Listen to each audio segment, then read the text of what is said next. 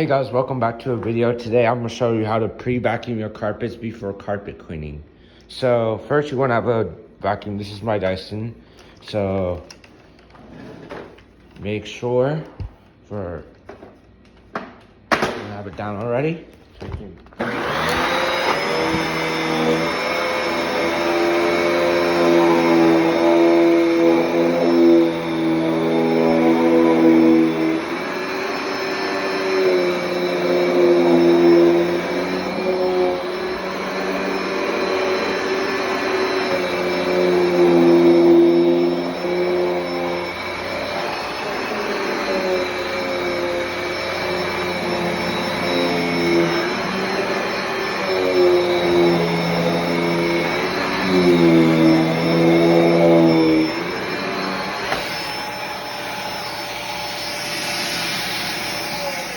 And that's how you pre-vacuum before carpet cleaning.